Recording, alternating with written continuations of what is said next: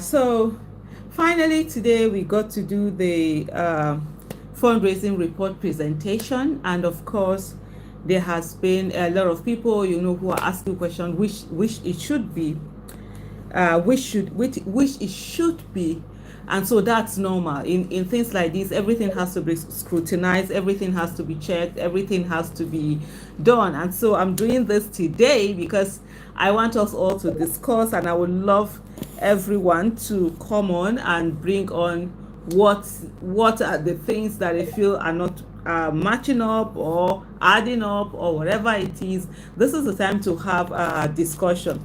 I know for most times, like in the kind of climb that we are from, there's always this suspicion about, oh, somebody has done something, you've put out a report, then nobody is supposed to check it, nobody is supposed to ask questions. No, that's not the way it's supposed to be. A report, everything has to be questioned. Every line by line, drawing, everything has to be questioned. And that's the way, that's the beauty of it, or that's the beauty of a public presentation. So here we are.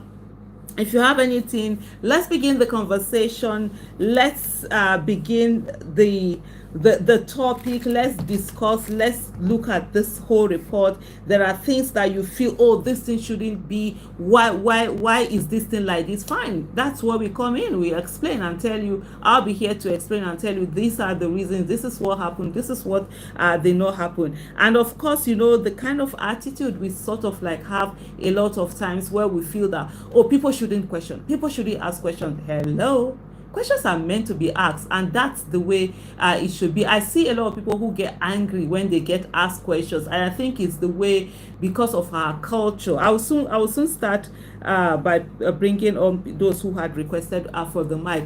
Unfortunately, the kind of culture that we have, that we all grew up in, is the kind of culture where you are not allowed to question. So as a child, even when you ask questions, adults are angry. They are angry at you, are like feeling, why are you asking these questions? No, you're not supposed to talk. When elders are talking, you don't talk, and all of that. So that sort of like killed that curiosity, inquisitiveness in us. And so people are always afraid to ask questions. And then as we grew up into adulthood, we always feel that anybody that is asking you a question is sort of like challenging you. It's not challenging you.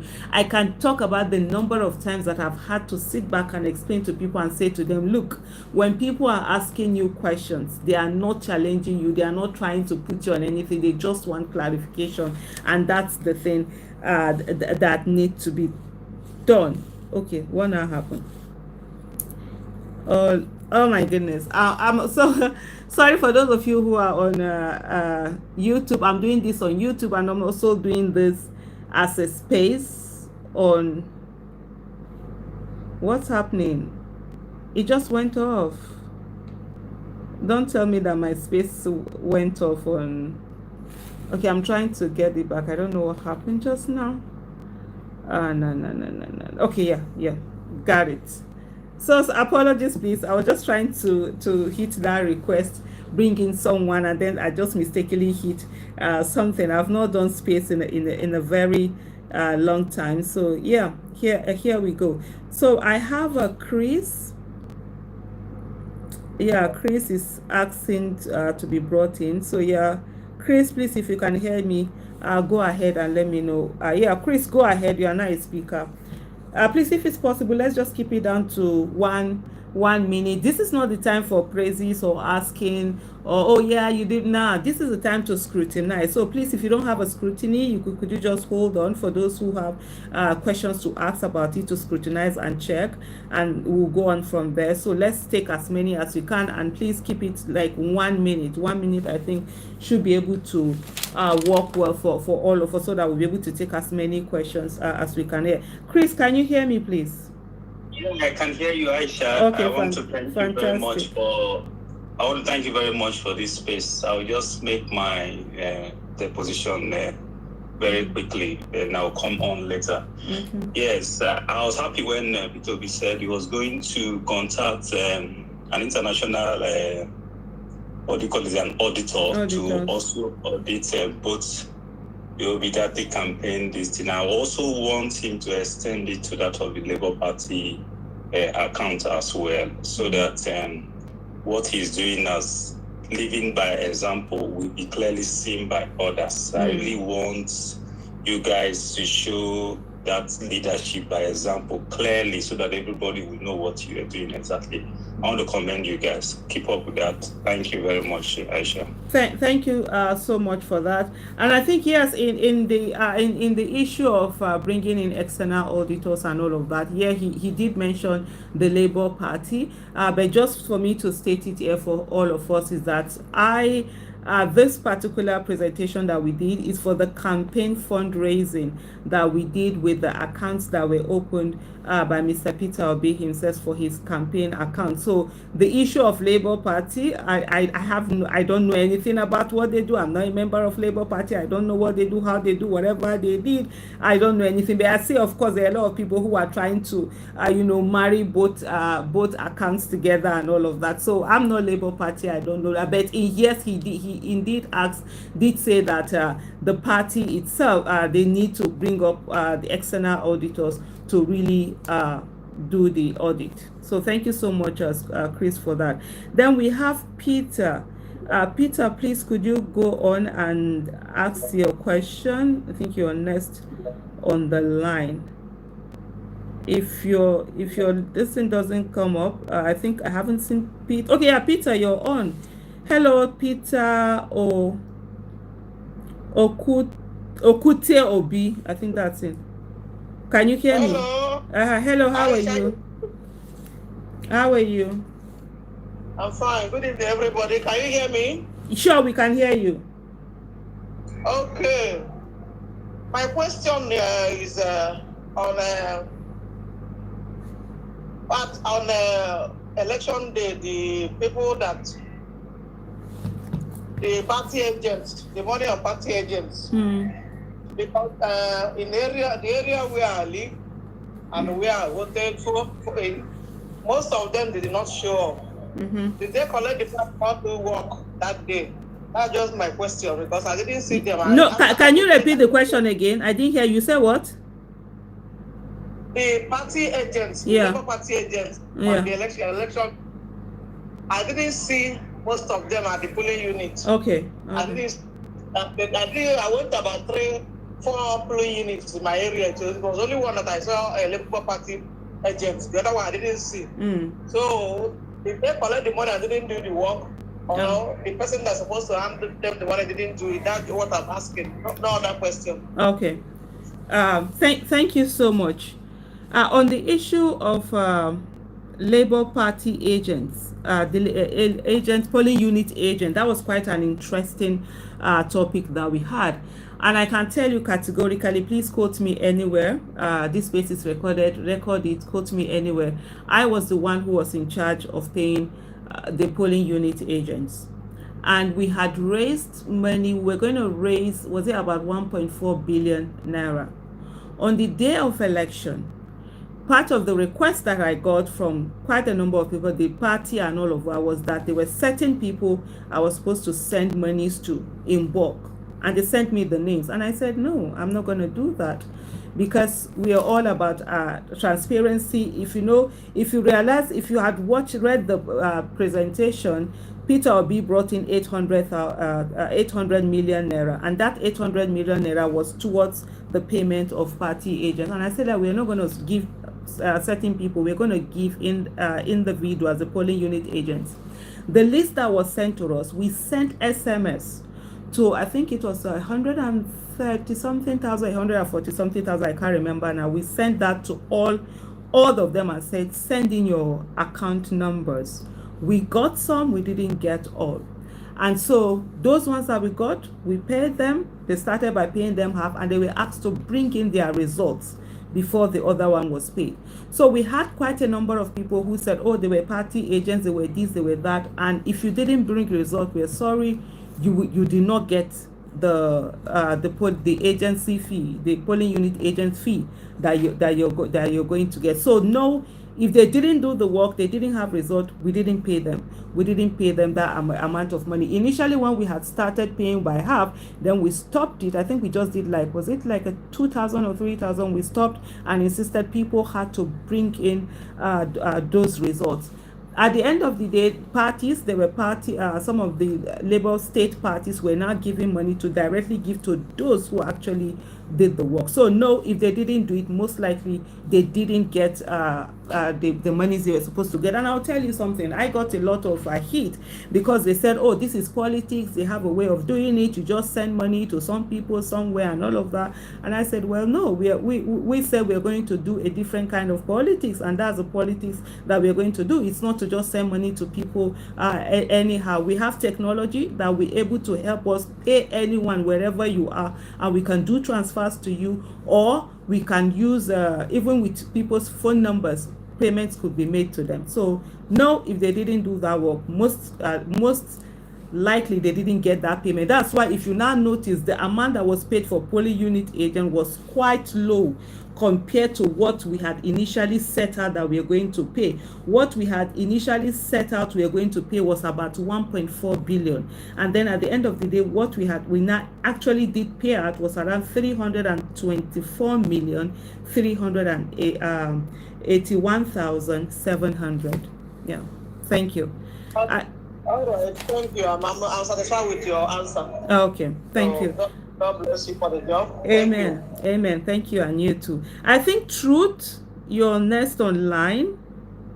And so as I go on, please, I might drop those who have already spoken before, so I'm not confused to bring somebody, and then other people can also make requests and comment.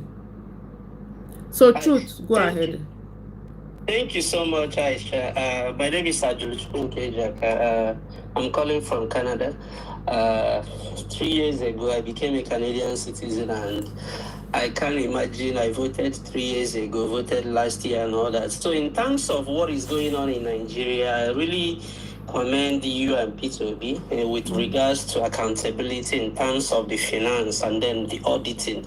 I do not have much to say, but just to commend every one of your team and all the good jobs that you guys are doing.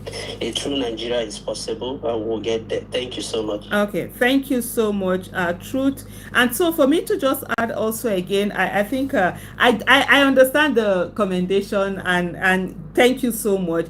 But I would love for us to have the scrutiny.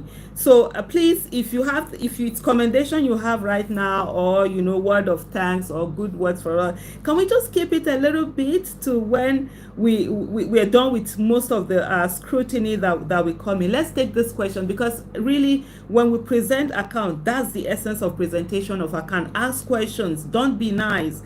Ask questions. It's normal. That's the way it's supposed to be. Like I did explain earlier before, we come from a society where as a child you're beaten for asking questions, and so we grow up into adulthood seeing questions as something to be as if it's something that it's wrong or to be hated, or you think someone is putting you on the line. But no, these are the ways that we'll be able to really discuss all of this account. If you have anything that you want to talk about, ask, please. Nothing is off. Just go ahead and talk about it. Thank you so much. Matthew, I think you're next online.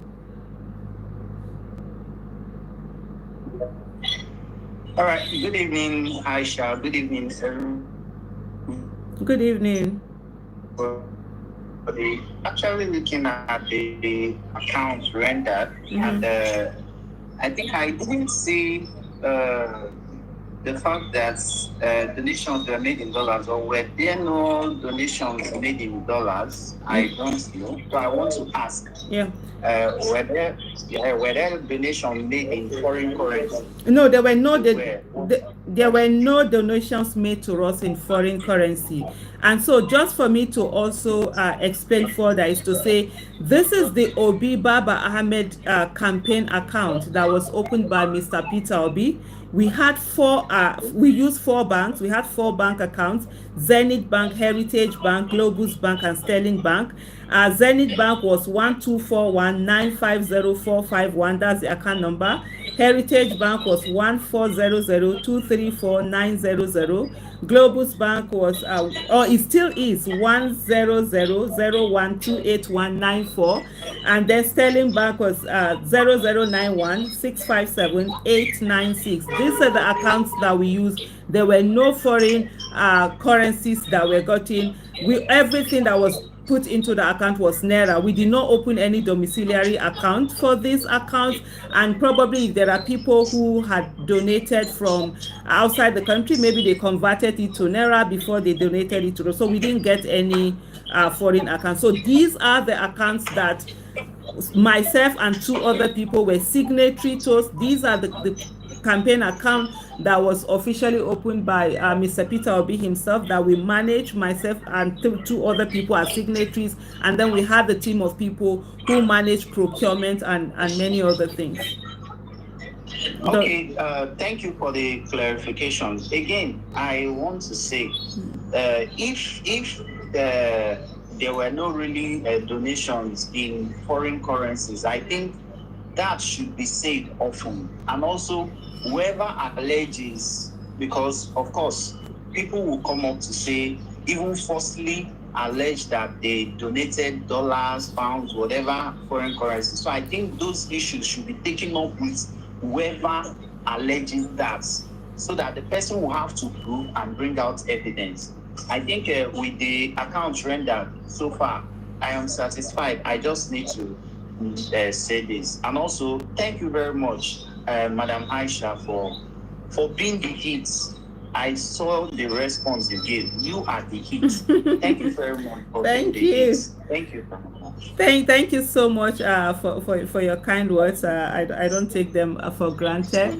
Yeah, like I said to everyone, please feel free, ask all the questions that need to be asked. We will have to ask. And you're very right, because there are a lot of people. Please, could you mute yourself? Sorry, let me see. Why? Okay, mute.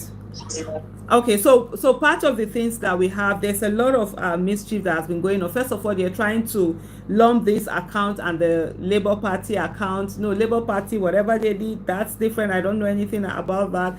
And then there were a lot of talk about, so many billions of nairas were raised. I think there were some people who thought maybe like 50 or 100 billion naira were actually raised in this account. That wasn't the case. And then there were all issue of, there are, I think somewhere where somebody said $150 million were donated. And like Mr. Peter Obi said earlier this morning, please, we would like people to direct us and help us to know where these monies are and recover these monies. And also Mr. Peter Obi did call on all support groups that had, collected, that had gotten donations that they used in the campaign. People were doing their own different in support, that they should also render their accounts and make it public. That's how we work on accountability and transparency. If I'm not mistaken, Teke, are you next online? Go ahead, please. Good evening, Madam Yusufu, and thank you for the great work you do and being a strong voice in the movement. You focusing on criticism, right? Yep. Okay. Don't take this the wrong way, but my group plumbed them, and thank God I just saw one of my I guess my campaign henchman on the team on the space now, so you can confirm some of these things. We had problems in Lagos and Kano, major problems. And in most areas, we found out that the campaign agents were not paid. And so we had to step in Kano, in 11 local governments, and we did our best. Pomdam is the group. We did our best to cover what was not done. And during my fact finding, when we were trying to kind of figure out what went wrong, we found out that the instructions to the polling unit agents never got to them on what to do and how to prepare to get information back to the team, and so therefore they can be paid. Because it was much later that people of our group, encouraged to be polling unit agents, came back and said that they were being ignored, that they were being, because the instructions you guys gave, which is account number, which in 11 local governments in the middle of nowhere in Kano, there's no way they're going to have an account number. Cell phone number, they don't, most of them don't have cell phones. So why did the instructions come so late that most people could not comply with the instructions that were given out. What was the breakdown? What happened?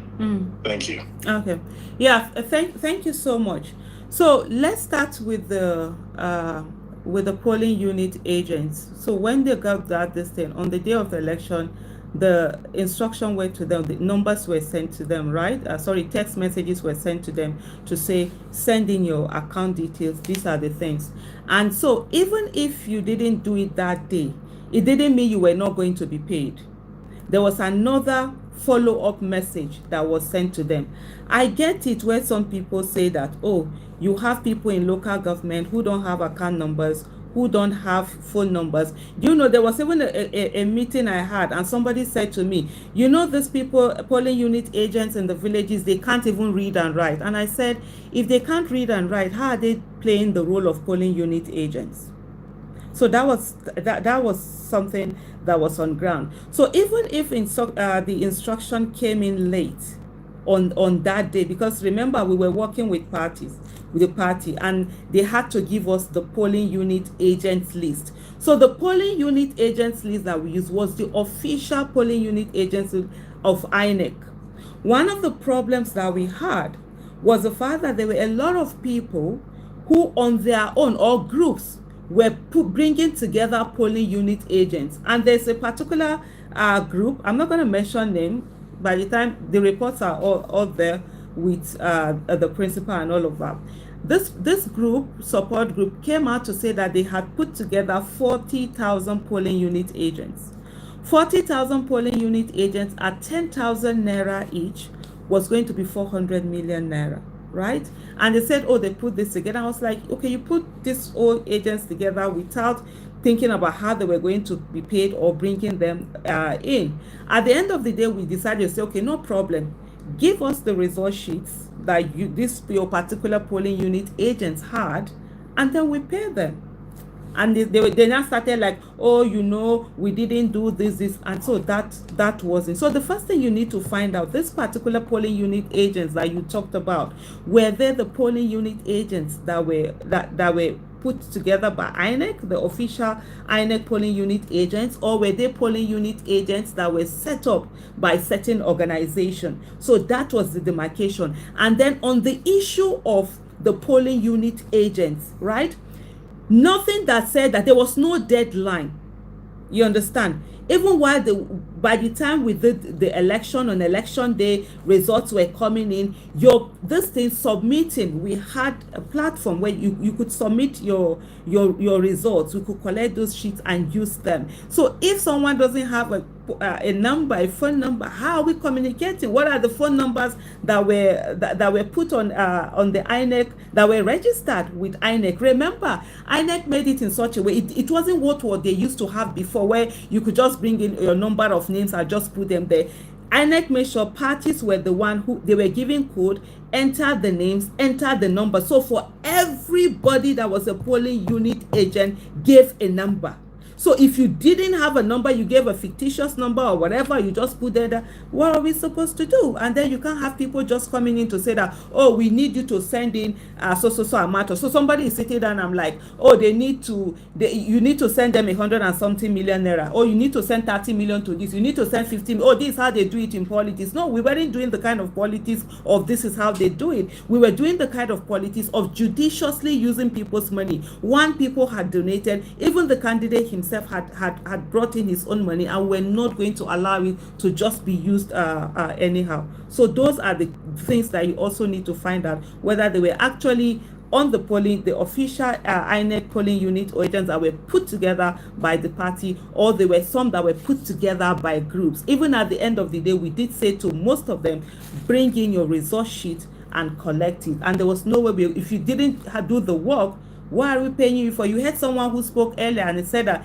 he went to a lot of polling units, this polling unit agents that they were in there, and you had some people who voters had to play the role of polling agents on that day.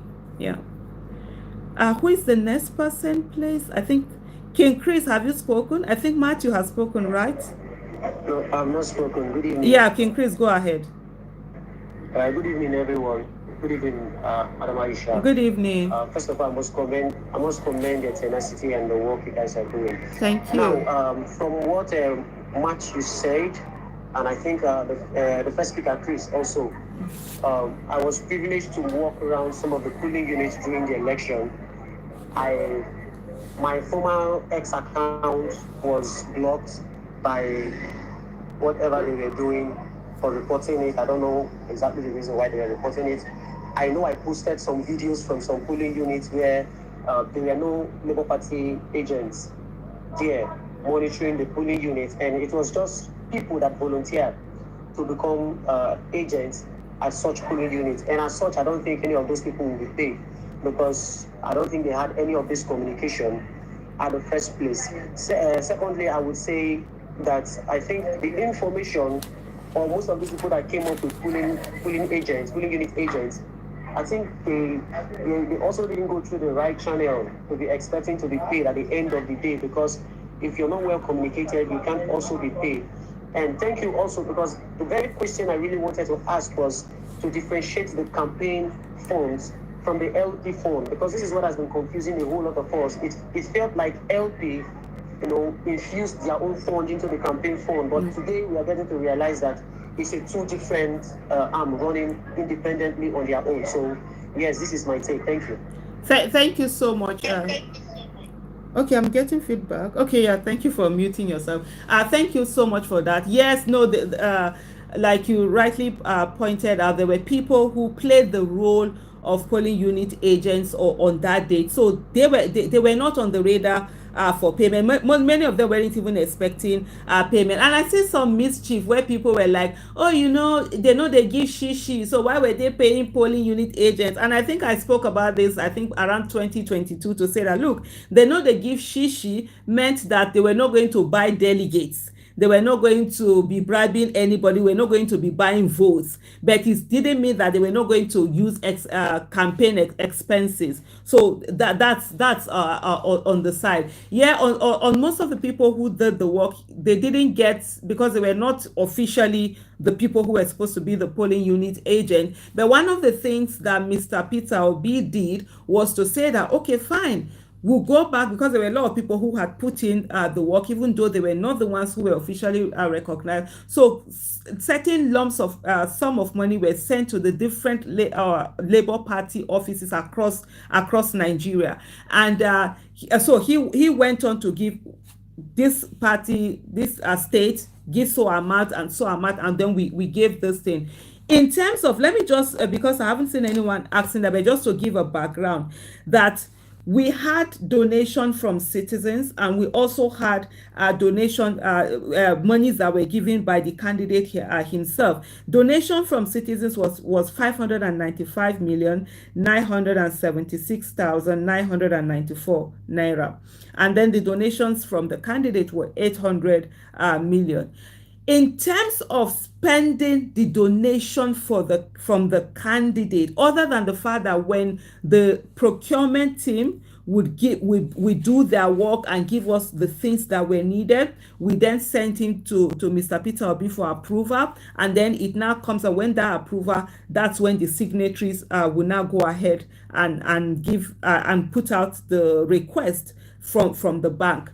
But in terms of the monies that the candidate himself brought in, that was initially supposed to have been used for payment of polling unit agents, which weren't used, we didn't do as much scrutiny, because this wasn't. So if you said, okay, this is how he wanted monies to be given to this party so that they'll be able to offset, give to some of the polling unit agents that had worked, because the polling unit agents fees that we paid directly wasn't that much, because we weren't getting as much of the feedback that we needed to get from the people who were on that list, who had numbers, because they were actually numbers.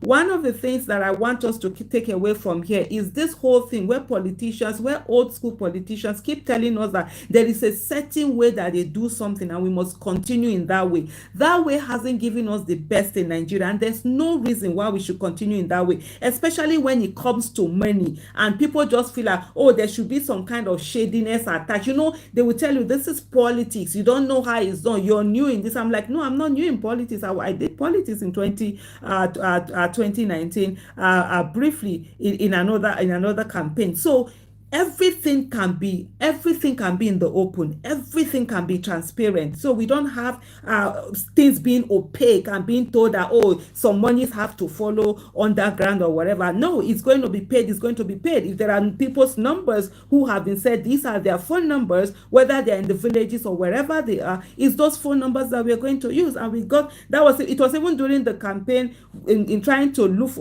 quickly pay the polling unit agents, was when I even realized that, oh, there were actually some accounts that all you need is a person's phone number and you're able to open an account for them. I knew things about like wallets and all of that. So we should open our minds up to learning all of these things. So they were different. So monies were sent down to parties for them to be able to take care of these things. Also, to mention quickly that we had our stringent ways in which monies were being asked for. For example, Mr. Peter Obi himself, if he made requests, like I said earlier, he did not have anything to do with the 595,976,994 naira that were donated by citizens. He had nothing. He didn't say. It was only from his own money that he had to say, do this or doing this. And he had this thing. He had to send in a written request, and he also had to call in and have a verbal request. Where these two things did not meet, he was not going to get his money. There were sometimes he sent in requests, he forgot to follow up with a verbal request. We didn't honor his request until he had to put together the things that we had put on ground to say this is the channel and the way that these monies will be collected, even though it was his own money that he had brought in. So I think the next person is CFC. Yeah, please, if you Matthew Ojo, you've spoken, I believe, right? Hello, Matthew. Yes, I am. Okay, thank you so much. So what I'm just trying to do now is to remove those that have spoken from being speakers. So that helps me to know those that haven't spoken. CFC, please go ahead. The rest, I'm bringing in more people, so just kindly wait for your turn. CFC, can you hear me? If you can't hear me, Chris, go ahead, please. Okay, go ahead, CFC. All right. I want to say a big congratulations to this whole new development. I am so happy because the truth is what Mr. Peter Obi and the Labour Party and the whole team is doing is what has never been done.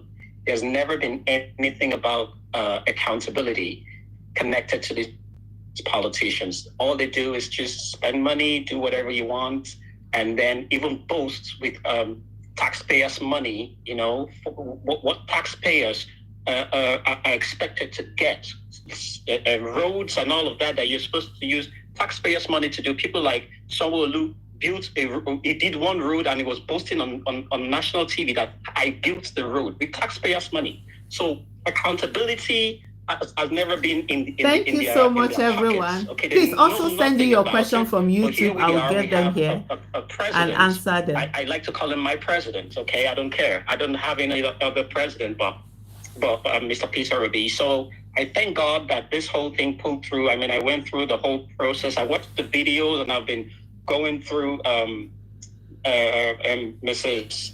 Aisha Yusufu's posts, and I've been so excited about the whole development. Thank you. Well done. Nigerians, I don't know where we're going from here because according to these people, this is just around about 9 months and the country is in a mess.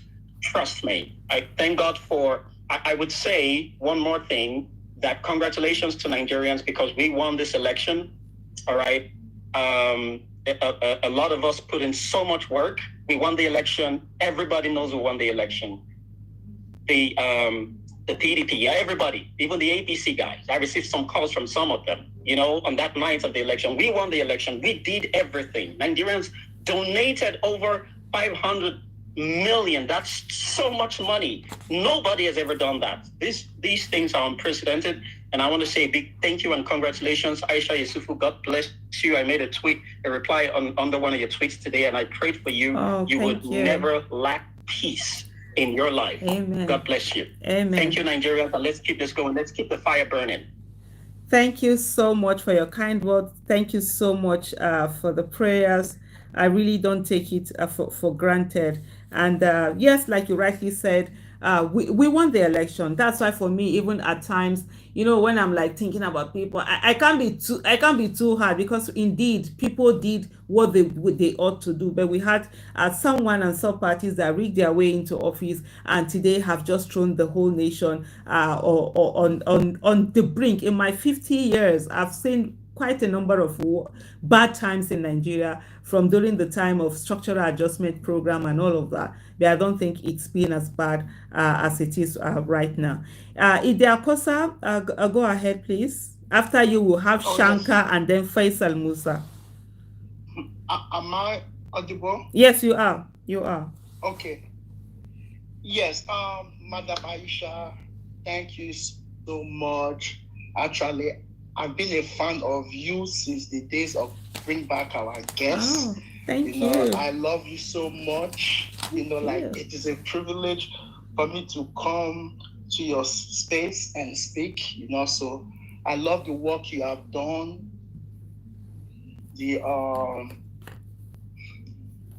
All the stuff you have done for our country. Thank you so much. God bless you. Thank you. Thank you so much. Thank you. And I love that you are. I love that you are this report. This is wonderful. This is great. This separates us from the other movement. So I was glad that you were able to do this, to shut down your critics, and God will continue to bless you. God will bless Peter. God will bless Ahmed, Dati, and God will continue to bless the obedient movement. And I'm very appreciative. Thank you, ma'am. Thank you so much. Thank you so much for your kind words, and thank you so much for your prayers. Also, God bless us all. We have a great country. Nigeria is amazing. Nigeria is a great country. Yes, we've not been blessed with good leaders, with responsible leaders, but we must understand that every one of us, we are really deserving of that great and amazing country that God has designed for every one of us. And giving up, it must never be an option for us on the table. And no matter what we do, we must always, realize that good must be more tenacious than evil. Let's not just say that, oh, I'm tired, I'm giving up, because the people who do evil, they never give up. They're always there. And so we must match them. Resilience for resilience, perseverance for perseverance, standing on it and fighting for a better country. So thank you so much for your kind words and prayers. I think the next person is going to be Shankar, and then after Shankar we'll have Faisal Musa. So go ahead, Shankar. I think that's the name. Good evening, everybody. Good morning, everybody. Good afternoon, everybody, wherever you are. I'm so elated. I'm in a very high spirit that the Obedient campaign team had to come out with this report today. This report has not only shut down the critics, it has emboldened us to say that we know the team and people we are supporting. You guys didn't disappoint us at any point, and they're not going to disappoint. Thank you, Aisha. You have been quite consistent. Not even before even you joined the Obedient campaign team, it has been, quite. You are very objective in anything you do, and from what I've observed, you look carefully before you join anything or do anything. That has been quite interesting. This report today, the other guys, we are shouting, we are investing all the timelines and all the social media lines and all the online medias asking for this report.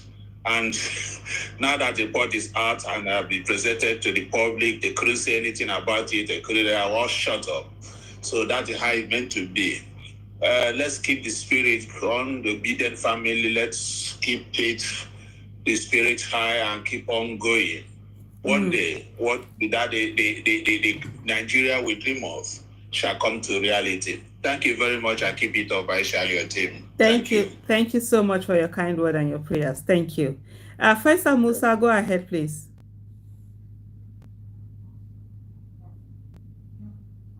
Faisal Musa, Wa alaikum salam. Good evening, everyone. Good evening. Me, I'm among the ones that voted for Kiva, seriously. Yeah, I voted for him, but seriously, everyone, even though the Labour Party, APC, everyone is feeling the heat now. Like, seriously. So, it's just prayers now that we need. All this campaign security, we don't forget about it for now. Already in the past. So, we just pray for the entire country, for Nigeria, for all of us. And I know, like, Madam Aisha, most people will be like, asking me questions about the money. It's not easy to give you, like, let me say, money from, like, 20 people donate, and it will be like, I don't even know how to put it, but you just try your best and wish you success, wish everyone success. That's all I'm gonna say. Not less. Yeah. Okay. Thank you. Yeah.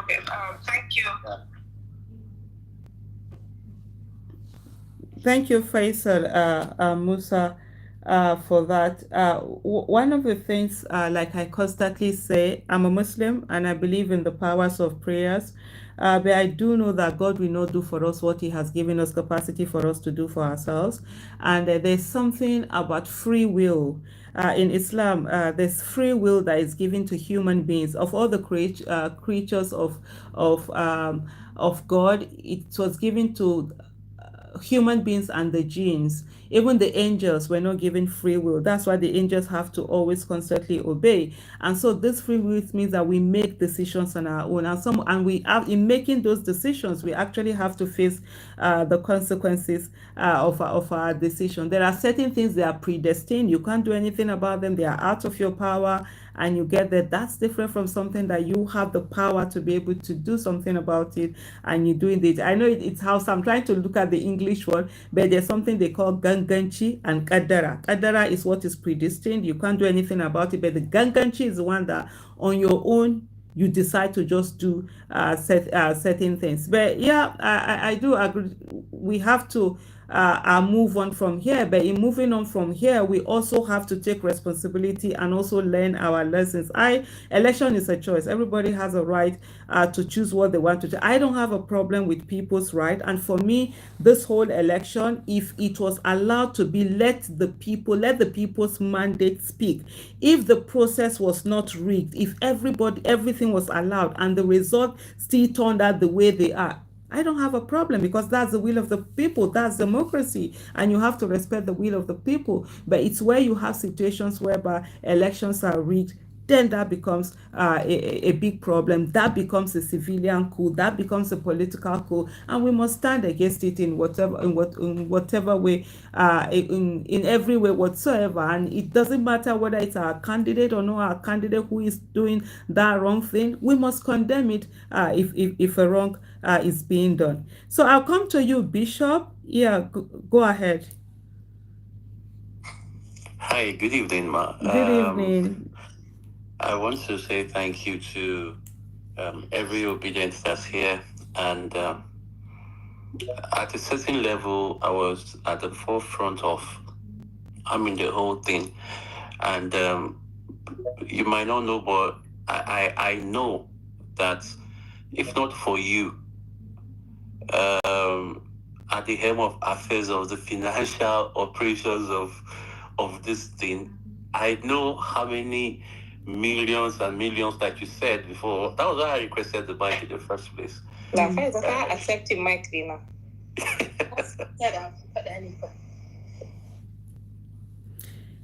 So, Bishop, before you continue, this mic is for everybody. I don't care what you are, what you're this thing are. This is about scrutiny. So everybody is welcome. Please don't hold back. If you've ever been on my space, I don't shy away from anything. Whatever you want to say, come and say. But I can tell you that as a day here, so I know to correct like that. I know where if you do anyhow for my space, you will see anyhow. Me get mouth. And if they had me person get mouth past me. So I'm very cool. So please don't feel yes. So the Otumba, you open mad ba. I dey tell people I know they do violence. Now me be the violence. So everybody is welcome, honestly. And I have capacity to listen and I will give you the answer how you want it on the issue of this thing. Please scrutinize. I want the scrutiny, honestly. I don't want the, oh, you're doing well and this thing. I want to be criticized because, Bishop, I'll come back to you. Sorry, because of this thing that had come in. I don't like praises. Praise me when I'm dead. 100. I want the people that will live 100 years after my life to praise me. If you're praising me now, what are you telling me? You're just telling me something I've already done well. But if you tell me, criticize me, you're telling me where I haven't done well, and I'll do it and I'll correct myself and I'll become better. So honestly, I'm cool. I'm cool. I'm that kind of person. You can say anything. I will take notes and I'll give you the room, and then we just have that conversation. So go ahead, Bishop. Please, nobody should feel, oh, she has dropped her. Please don't feel that you can't be on this space. You can, and you have a right to speak. You have your voice. You will use it and you speak, and we will listen. I will listen. This is a public account. The day I decided to be a signatory to this account was the day I put myself in the public space. And so I'm accountable for this particular fund. For people who always ask, I always say to people, I'm not interested in being in any office because I don't want to be accountable to the people for my time. I love my time. So this is a public thing, everybody, and it doesn't matter whether you donated, whether you're obedient or whatever. It's a public thing, and you can always ask the questions that you need to ask. So please don't shy away from either requesting for the mic or from asking questions. Go ahead, Bishop. Thank you. You accepted. Yeah, I thought she was so surprised that I accepted her. And the thing is, I don't even know what the handle is. Honestly, people don't realize I don't even know who is who. I can quarrel with you this minute, the next minute will lie. I don't even remember say I quarrel with you. She decided to try her luck. Well, but I mean, like I was saying before, I don't mean to. I mean, I'm not here to sing praises. Reality is it is what it is. I mean, what happened is what happened, and I can say that if not for the fact that you were in charge, and like you said before, some old politicians were trying to say, this is how politics is supposed to be. You're not supposed to question some. When they ask you to send money, you just send. You're not supposed to question. Imagine you had confirmed to their pressure when they were making all the statements. You know that you cannot even give account of what was handed over to you. Mm-hmm. So, I mean, this is me learning from you that no matter the pressure, you understand, learn to do things by the book. Mm-hmm. Because see how long it took. You understand? See how long it took. And at the later end, accounts must be given. Mm-hmm. So imagine misappropriation has been done when this was in your care. I mean, I know someone that is crying now because they didn't have chance to this fund, and they are crying foul and calling Obi all sorts of names. I mean, if he was to be in charge of this fund, we will not be saying what we are saying today. You understand? But I don't want to call names. So no, let's not call names. Let's not call names. Yeah, we'll not call names. Even if most of us know what I'm talking about, but I mean, it's fine. I want to really thank you and say that we built this on competency and on integrity and transparency. And I'm happy when I saw the report today. I'm happy that we still continue to, maintain. See, even Jesus, that is Jesus, he had a Judas in his disciple. I mean, how perfect that he was. He also picked a Judas. So yeah, there would be even God himself. You understand? When making perfect angels, he made the devil. So if that can happen in divinity, not to talk of we who are humans. So yeah, I mean, let the audits begin, and we'll see a lot of things. So I just want to thank you for, holding the fort and, standing on your right and say, this is what's going to happen. And except heaven fall, I'm not going to go directly. Even if Peter will come and say, do this. If it's not right, it's not right. You're not doing it. You understand? Hey, I'm saying it because I was there, and I mean I witnessed it firsthand. So I'm saying thank you very much. Most people might not know, but you deserve your flowers. I know you say no, you don't deserve flowers. Not be where I did. I beg, not be where I did. Oh yeah, Bishop, come and be going. I have come. Thank you so much, Bishop. And I just want to say thank you to you. I mean, man, you were a beast on that campaign. You went all around the country, the places that even security agents are afraid to go to, you were in there. And a lot of you did so many amazing, great work that it's only God that will bless you. And please know that what happened in 2023 was actually a revolution. And I can tell you, even up to this very moment, politicians are afraid. That's why you see their focus is on obedience, because these crazy human beings who they can't curtail, they can't put in one place. Their attention is on Peter Obi, who they thought maybe by now he'll be hiding somewhere. He would have gone to London or Anambra, Lagos or whatever, but he's still out there. So please, don't give up. While you were talking, there are a few things that for me, let me share this, and for not just to say, oh, this is just for us all to learn. Myself, I'm learning. I always say to people, I hold myself to higher standards than I hold any other person. If the demand I cannot make on myself, I will not make it on another person. And for me as a person, I don't even trust myself. Every day I woke up and say, Aisha, are you still who you're supposed to be? Are you sure you've not done one thing or the other? And I always say to people, and there's a prayer that it's in Hausa. I speak 3 languages, so I pray in 3 different languages. I could literally be praying from one to another, depending on which one fits first. There's a particular prayer in Hausa that said, Allah isamu pukaripin zuciyarmu. May God give us the power to be more than our mind, so that your mind is not pushing you to do something wrong and then you go ahead to do it. It's for me, it's such a power that constantly I'm always praying that. So in everything that you do, don't always assume that, oh, I know I'm going to be accountable. No, ensure you're putting those checks and balances. I remember during the process of our team, the work that we did in terms of the procurement, in terms of ensuring accountability and transparency, and there were so many things that we did that we could have been able to do it in an easier manner, but like I said to the team, and I said to them, I said, look, most of the corruption cases that you find allegation, when there's allegation, what was the word now? What's that word called? When it's alleged that there's either misappropriation or anything like that, that sometimes it's not as if the people actually stole the money, but it's the process that they did something that was wrong, and then it just negates everything. Their intention was not to steal, or maybe you're supposed to pay monies directly to some people, you go and put it in private account and all of that. You begin to put yourself in this, or maybe you transfer it to your account. So I always say to them, let's go. It might not be the easier way, but that is the way, that is the process, and you must follow it.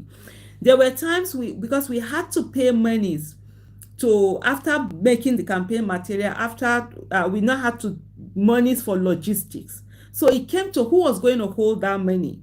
Should we pay to somebody's account? There was a particular meeting that we had. They had finished everything, and then I had an assistant at that time. They said, okay, let's pay this amount of money, because the first materials we had sent to the people who were doing logistics, there was a bit of delay, and we wanted this one to be faster. It's okay, let's give it to my assistant. We had agreed. I went, I came, I said, no. I called for another meeting. I said, no, we won't do that. Because at the end of the day, how are we going to explain? That they will not say, oh, they paid also money to assistant, they went to collect. I said, no. Even though it's difficult, even though it's longer, we have to follow that process of paying it through the people who were supplying to get it to everyone. Because we not only had to do this material, we had to get them to all the 774 local governments. And then the beautiful thing, why, if you look at the breakdown of our campaign expenses, we didn't spend so much on logistics, because Obedience were waiting for campaign material. You know, normally if you give them people campaign material, you have to give them money for them to go and either post it. They were not waiting for that one. They just wanted you bring these campaign materials for us to use. So that saved a lot of money. That's one. Another experience that I'm going to share, I'm sharing this because I mean we don't know where we're going to find ourselves, and as I'm sharing this, I'm also learning again also, was when on the day of the election, the main bank that had most of the monies, they had to come to my house because they were setting up the what's this thing token and all of that. In short, I spent almost till the night at the branch the day before because these monies were going to be disbursed by me, and so they needed to give the limit, increase the limit into 1 point something billion that was going to be paid to everyone. And so we worked on it the day the manager came to my house. We were working on it, and then one moment he said to me, he said, okay, we need to test this thing, so we need you just transfer 1,000 naira to your account for us to be sure it's working. I looked at him and said, I said, it's not me and you. I mean, just earlier, about 2 hours ago, we were discussing this thing with my husband and laughed because my husband was sitting with me when we're having that discussion. The man said, no, it's just 1,000 now. You transfer it to our account. You can even bring. I said no. And the reason why I said no, because first of all, on what authority am I transferring money to my personal account? I am not a this, I am not that, I'm not any this thing. There's no this thing that's, even if there is, I will not collect a dime. And I'm stating it here. I did a tweet earlier. I said there is no human being, dead or alive, born of man or woman, that will say that they gave me, Aisha Yusufu, a dime, a cent, a kobo, or anything 2023 election, or for anything. Since I even started my advocacy, I use my money for my advocacy. I see people run there. You see that thing called grant? I don't collect grant. My NGO, I use my money and that's it. I make sure I don't. Because one of the things I've realized over time, by the time people are giving you grants, yes, the work I do is more limited. If I collect these grants, I will be able to reach whatever. But you know, they begin to buy your mouth. You can't say certain things because, okay, one grant, whatever, will be offended, or somebody that will give you this. So I don't. I use my money for my advocacy. I do what I do what I want to do, and I use my big mouth. And so that's why I said nothing. And I said to him, if this money comes to my account, then somebody will now come and bring out the statement of account and say, Aisha Yusufu paid 1 billion naira into her account. Then I will now come and be saying, no, it's not 1 billion naira. It's just 1,000 naira that was used to test run. Who will be hearing that? They will just say, oh, yes, it was paid. See the evidence. They don't even bother to see those zeros. So these are things that we must be careful about in terms of managing, especially public funds. I know I'm rambling on this, but I just feel we need to all learn from each other. Another thing also that I'm going to talk about, it's when it comes to public funds, judicious use of money. And I'll give you an example. I'll go back to 2014. As a member of the Bring Back Our Girls movement, I was the sit-out coordinator in 2014. And Bring Back Our Girls movement is a self-funded movement. We didn't receive a dime for anybody. We refused it. Even when people brought money, we said no. Only members, if we have any need, we put our monies together. There was a day as members, we had put our monies together and we're going to do a sit-out. I went to a particular supermarket. It's quite pricey, and I wanted to buy water, 1 carton of, at that time it was around 9.50, I believe. And so I just normally, we had gotten there, and I was asking the lady, I said, oh, how much? Okay, she calculated the money. I said, oh, how much is that? Why did you do? And she said, no, the water was 1,002. I said, 1,002, I'm sorry, I can't buy. But if I was the one, if it was my personal money, I would have bought that water. I don't even ask for price. I'll just pay. They should just tell me how much is it. I'll give them my card and I'll pay and I'll move on. But because it's not my money, it is public fund. It is money that was gathered together. It had to be used judiciously. You can't come and now start using it anyhow. So if flyer is 1 naira somewhere, I can't go and be buying flyer 10 naira. No, because it's public money. So judicious use of money is also something that we must be very mindful about. Money is crazy. It's all about one thing. Just focus on it. Do not listen to whatever anybody is saying. And like Bishop had said, even Peter Obi himself, if he didn't follow the process, we are not listening. There are certain things he said, okay, I will say, no, you can't use this. This is public. This is the money that was raised for campaign. It's not other this thing. You can use your own part of the money, but these other ones will not be are useful. So I just needed to put that out there. So thank you so much, Bishop, and to great many of you for the amazing things that you really did. And I always say to people, the strength of the obedient movement was not the faces that were known, because they can easily compromise the faces that were known. They can easily shut them down, whatever. Were the many faces that were unknown to them, and they didn't know how to go and compromise. And these were the people who put their lives on the line. So thank you so much, everyone. Dare Otumba, go ahead, please. Yeah, thank you, Aisha. Good evening. Good evening. Yeah, and I love when you said that people can request mic because I'm not obedient. Yeah, so go ahead. Clear that I'm not obedient, and I'm one of your staunch critics. I criticize you a lot on this app. We've had a couple of back and forth. Oh wow, are you serious? Yeah, of course. That's the irony of life. I don't even remember. I must give it to you because you've really faced a lot of monsters, a lot of beasts, a lot of criticism on this app. For a woman, those are normal. So I give it to you for having such strong skin. I love that. I used to be a fan of yours, but the moment you align with politicians, you fell off in my book. Oh, that's great. I'm happy about that. Yeah. But my question is, because we heard what happened a few days ago with the 3.5 billion. So I'm wondering, I just have two questions. Okay. So my first question is, I heard that there's an allegation of 3.5 billion to Apuri. And all of a sudden, that's when we had this presentation of fundraising, which we'll be asking, because I donated to this account. I was once obedient before I left, So I was when the election was over, which was last year. I was part of people that called for this transparency that you guys should make this thing known. So I'm wondering why it took so long, not until when there's this allegation of 3.5 billion. And you and Peter Obi, and then you came online and gave us this report, which should have been done earlier before this. That's one. Then two, the second question is, we had some obedient were not paid at the polling booths because they said there's not much money or something. And the reports you released, you said that 324 million was dispersed to the polling agents. And with my calculation, at least I think we're 176,000 polling vote or whatever it is. So if you divide that, that's probably like 1,800 per person or something. So what happened? Is it that they were not paid, or who got this 324 million, or what's going on here? Because to me, I expected these questions to come up. And why now that we're having this report when the party is facing serious allocation of 3.5 billion, and now we're having this scrutiny, this press report? I just want to know. Thank you. Thank you so much. So the first thing on the 3.5 billion, like I did mention earlier, this has nothing to do with the 3.5 billion. That's the party affairs and all of that. So that's one. The Abure thing and their party affairs, whether it's nomination form they say they sold or whatever donation they collected, I don't know anything about that. This is for the campaign accounts, the Obi Baba-Ahmed campaign accounts that were sought for, where citizens are donated.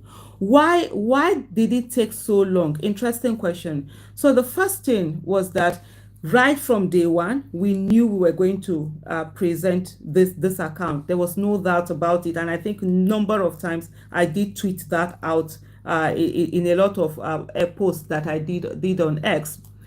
The first thing after election was done on the 25th of February last year. And after election, we went into litigation.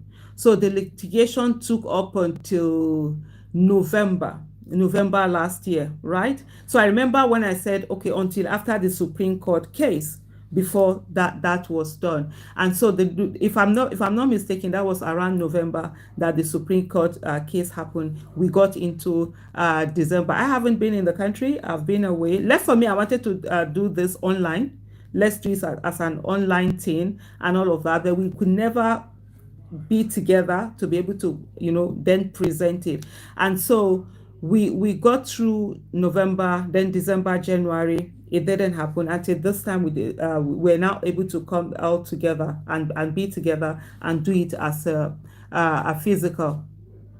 The first thing I say, I agree with you totally. This should have been out maybe like December.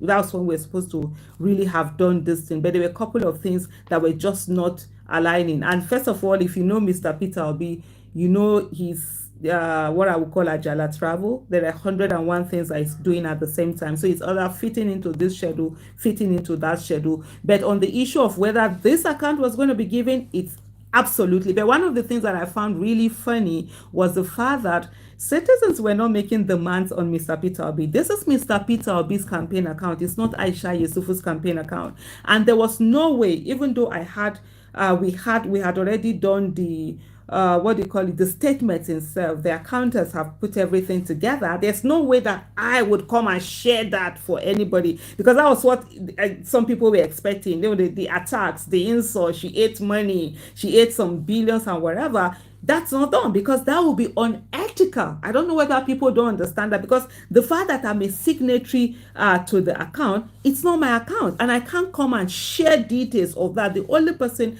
that could share those details was Mr. Peter Obi himself, and we needed, and he wanted more physical. He didn't want online, because we wanted to do the online where you have 1,000 people. While we're even doing that, we would have been asking all of these questions. So these are the reasons why it took long. But I totally agree with you. Like I said earlier, this needed to have been done much earlier. And so going forward is to ensure we put a deadline that say maybe a week after anything, whether it's Supreme Court, no matter whatever election you do, whether you win or you lose, going to court is almost like a mandatory thing in Nigeria. So it's that. On the issue of the obedience and polling unit, you probably were not here. It was actually explained. I did explain on the issue of that. I think I did that extensively, but I'm going to still do that again to say that we had, so when you say some obedience, so it was not about obedience being polling unit. And for anyone, if you're conversant with election, there are certain INEC designated polling unit agents that were given by the parties. These are the official polling unit agents. So it wasn't just that, oh, somebody will just wake up and say, okay, I'm obedient, I can do this, or some groups will just bring people together. So in everything that we did, we worked with those people who were the INEC designated polling unit agents. Their names were there. I think there were 130 something thousand of them, which we sent messages to every one of them. We asked them, look, send in your account details. There was someone earlier that said, oh, why wasn't that sent earlier? We said that was when we got the list from the party, because the party itself were the ones in charge of the polling unit agents. Don't forget that we had a bit of there was a bit of friction somewhere, because we had campaign accounts being managed by people who were not party members. I'm not a party member. One day I'm going to be there when I'm ready to serve. Now I love my freedom too much to think about serving anybody. When I'm ready to be accountable to a party or whatever, I might pick up a party membership card. But for now, I'm not. So there was a bit of that friction. You're not party members, and so these were like non-politicians who were coming and doing politics in a different way from what the old-time politicians felt that was the way that they were going to do it. So when we got those names, we sent SMS to every one of them. It was even quite an expensive SMS, but at the time, because I think we paid ₦1 million, for that SMS, we didn't have time to bargain as much as we normally would do, because of the time frame involved. And we sent to them and we said, send in your account details and everything. Some had started getting their payments, some even got half, and then we said, bring in the results. So if you say obedience, if those obedience are not part of the INEC list, official list, then they were not the polling unit agents. But along the way, one of the things that Mr. Peter Obi did say was that, look, Yes, there are people who had to play the role of polling unit agents because some polling units were empty. We have some people here who've confirmed that, and also monies were sent. Some lump sum of monies were sent to parties to be able to settle that. Therefore, for those numbers, everybody that responded, that was on the official INEC list that responded, they got their monies. And for those that we asked, send in your resource sheets, they did get that. I think those were the two questions that you asked. So Jamal, go ahead, please. Hi, Jamal, you are next online. Okay, Udeme then. No, hold on, Oloye, we are going to come to you. There's an Udeme on the line. Udeme, hello? Hi, ma'am. Okay, yeah, go ahead. Hello, yeah, I can hear you. Yeah, good evening, ma'am. Good evening. You said something about not praising you and all that, so I'm not going to harsh on it, but there are certain realities that need to be said because of the kind of situation we are in currently. We need voices that when you stand up to speak, you speak for not just yourself, you speak for a lot of people. And we have to appreciate you because it's not easy to be a public figure, put yourself out there to receive heat because you're speaking for people that can't speak. The obedience. Thank you, everyone on YouTube. God bless you all. Tell some of my friends that it's not just please? that Oh, if you have questions, we are please supporting the set values in. that obedience stands for. Udeme, I'm so sorry. You have to add this because she's not just a public figure. She's a public figure with integrity. Please, it's very difficult to find. Bishop, I'm going to remove you as speaker. I'm going to remove you as speaker. Thank you. Udeme, go ahead, please. All right. So the obedient movement stands for, it's not just that you are supporting Obi. No. The obedient movement has metamorphosed. It's now something that stands for values. Doing things right, following due processes, doing things that stand for the good of the nation. It's not just about following somebody now. So I usually like when I joined Twitter, I wasn't active on Twitter. It's this whole election and the fate of my country in the next 5 years, 10 years that made me start becoming active. So, and join the obedient movement. And I stand for the values that it stands, not just Obi. Obi represents those values. And I don't think he would deviate based on the kind of life he has lived. But I like it when people checkmate things. You have a lot of voices that if somebody does something out of line, you checkmate them, even if you're the face of the movement. And that's what you stand for. I watched you during the campaign sometimes when you used to make certain controversial statements and not stand in line. That is what we need now. We don't need people that just bend into the tune. So that's one of the things I have to say I appreciate in you and all the other voices that are speaking on this movement. Personally, there was a time when I joined because they started needing fundraising and all that. And I can attest that monies were spent judiciously because there was something that they needed to be bought in the area where I was and everything, and they didn't have any hand there. And before I bought it, they said, get receipt, send the receipt, print it out, make sure we talk to the vendor. There was a lot of follow-up on due processes. And I looked at it like, if I'm working somewhere, that's the same amount of diligence I give to my workplace. So these people were being diligent. So it's not really a surprise for me when I started seeing I'm going to actually read all the reports, and I hope that the independence, this thing is going to be in the public space so that people, I read somewhere that there's an independent, I don't know how to call it. It's an auditor that they're going to auditor. I hope it's made available because these things are not just teaching the current generation, teaching the younger ones that there's another way of doing things, of being transparent, of working hard, of doing things in the public. So these things will stand for themselves, whether you win the next election or not. But Nigeria is at a point where we need to look at everything and say that we need to do the right thing and do the processes and do the things that hold us as with integrity. So I'm really appreciative of you and all the voices. To speak to you, I see you on television and all that. For you to even come here, it shows your humility, which is what we've seen with Peter Obi and a lot of other people in this movement that are the public faces. The humility to come and listen to us. We appreciate you, and we hope that you keep speaking for the voices that cannot speak. That's all I have to say. Thank you so much, Udeme.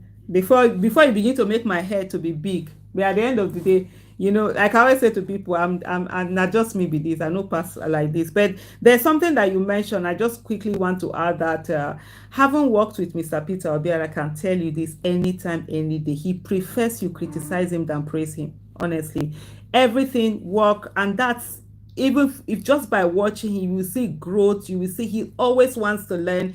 He's always like, okay, I didn't do that. Okay, what is it? Let's get it. Criticism, he takes it on. I mean, that's just, and for me, that's one of the reasons why we work so well together. It's not those people that want to always be feted, oh, Your Excellency, oh, sir, whatever, this and no. He always literally want people that will tell him, this is not it. If there's any this thing, you argue with him, say, no, this is not we don't think this is the right way. We think this should be better. We think this, and he's always listening to his team, and everybody can just come up and like bring up ideas and also criticize. And I think that should be something that we all can also learn from. So thank you so much for your kind words. Thank you. Oloye, go ahead, please. Yes, ma'am. Good evening, everybody. Good evening. Yeah, I've been listening to your podcast, everything. Hello, Layla. For like few years now, actually. So I want to add to some of these things that you guys really done, the obedient and everyone. And I praise Nigerians. Actually, thank you, Nigerians is trying to survive. That is one of the reasons why all this is happening. And we can see that the scrutiny and the reports and everything. I was shocked seeing it in the evening now coming from work, like, okay, this is the first time something like this is happening. And I can still see that some people did not really appreciate it. I'm not that bothered about that anyway. There's something which I noticed about Nigeria. What really went wrong with us? Maybe Africans generally, or the blacks, or maybe we Nigerians. How did we get to this point? What really happened? Sorry, I'm just trying to put on some things which I've noticed and I've been thinking, and like, I don't know, like maybe our upbringings, maybe is one of these things that really caused it. We really need to go back. What really happens? What's really going on since the 1960s? I think what I've noticed is greed. Okay. Sorry to say, everybody, greed and pride. Greed and pride. And this is one of the reasons why everything has been falling apart in Nigeria. It's not about tribalism. It's not about being politician. Although it's all about me and you, me alone, me and you alone. Mrs. Aisha, with what Labour Party has done now, it's a new hope. It's a new hope. You know yourself, but you don't know me. Yes, everything is being accounted for. There's some things that is miscellaneous, maybe might not be accounted for. But still, if you check what has been going on with everything that you have been posting like for the past few days now, even Daniel Ruga was so stupid. Sorry for saying no, that. Please don't say don't say that. For somebody who is not here, let's not call her somebody who is not here. To defend it, please. Sorry for that. I'm very sorry for that. Thank you. Say something about this thing has never been happened before in Nigerian politics. Everything they don't even ask what is financial state of the party or this or that. We only heard that they are fighting because of money. We never heard something like this, and I don't know why we are not really appreciating. And also the pride which I want to bring out is that maybe the Labour Party too should try it. There's some honesty. There's some honest Nigerians, which we everybody now, we really need to like work on, talk to. Maybe I know about Showere. Actually, we can still talk to this man. He's trying for a movement in Nigeria too. That is a little bit, maybe, I don't know, to my own understanding, it's a movement also. We really need to talk. We really need to go to channels. We really need to enlighten our parents. Okay. How do we brought all these Nigerian people, all our politicians, and they end up being bad? What's really going on? How? Okay. How do Okay.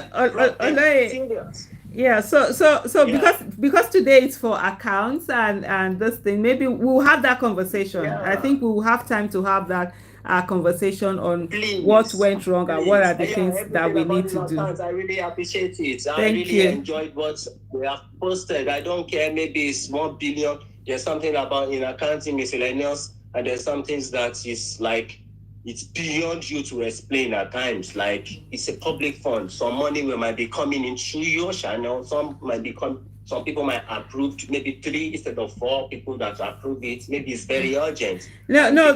So in this, for me to just come in this account, we made sure none of that happened. Everything was accounted for to the last dime.